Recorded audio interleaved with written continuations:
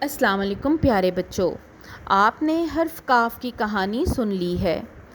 آپ کو پتہ ہے حرف کاف کے اوپر 2 نقطے ہوتے ہیں اور اس کی ابتدائی آواز کا ہوتی ہے۔ آئیے اب ہم حرف کاف کے متعلق مزید سیکھیں گے۔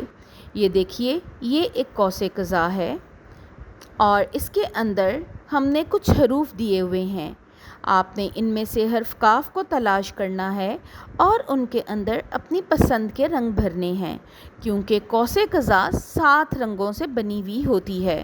تو آپ کو جو رنگ پسند ہو، آپ اس حرف کاف کے اندر وہی رنگ کر سکتے ہیں۔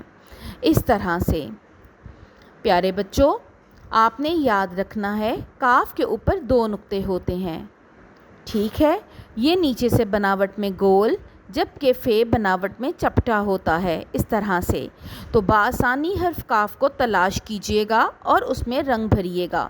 چلیے اب ہم حرف کاف کی بناوٹ کی طرف چلتے ہیں۔ یہ دیکھیے، یہ حرف کاف ہے اور یہ اس کی چھوٹی شکل ہے۔ سب سے پہلے ان کے اوپر کریون کی مدد سے لکھنے کی مشق کیجیے۔ آپ نے یاد رکھنا ہے حرف کاف بناوٹ میں بالکل حرف سین کے پیٹ کی طرح ہوتا ہے، لیکن اس کے اوپر چھوٹا سا ایک کونا ہلکا سا موٹا ہوتا ہے، اس طریقے سے، اور اس کے اوپر 2 نقطے ہوتے ہیں، اس طرح۔ حرف کاف ایک اصلی حرف ہے کیونکہ یہ لائن کے نیچے لکھا جاتا ہے۔